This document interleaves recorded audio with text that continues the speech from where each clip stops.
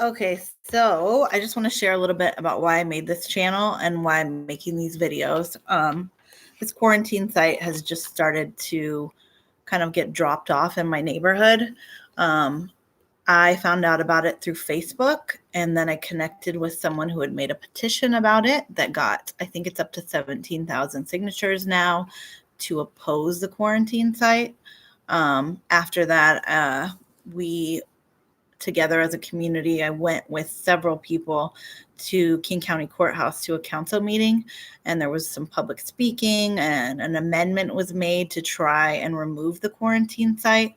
Unfortunately, that was voted against, and they are going ahead with the quarantine site. They were saying at first that there were going to be people placed in this site as soon as actually today.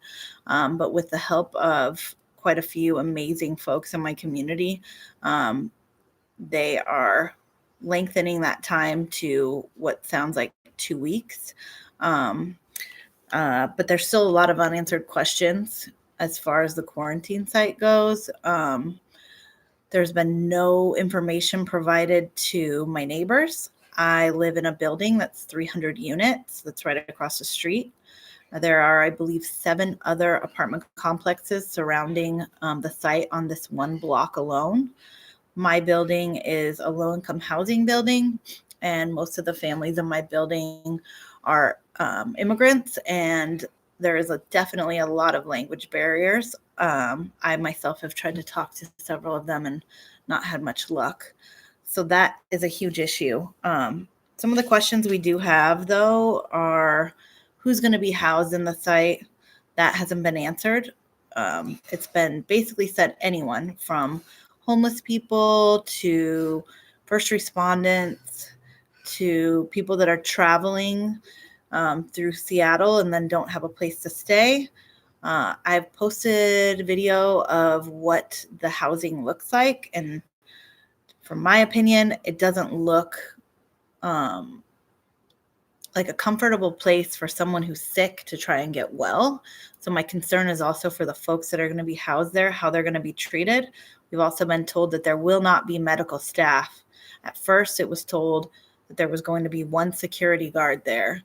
They've now agreed that they would have a case manager, but it's also been communicated that there won't be any fire or EMTs to transport these people, which I'm not understanding. If somebody's really sick in there and they need someone to take them to a hospital, who's going to pick them up? Who's going to take them?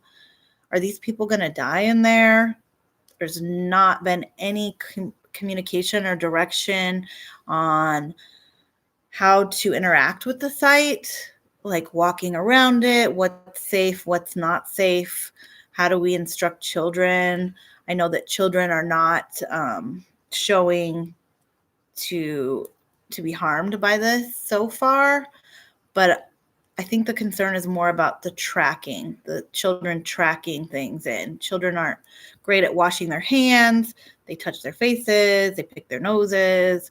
So that's a concern. This building alone, I know, houses several families that have grandparents, mothers, fathers, brothers, and sisters. Some of them have 5 children.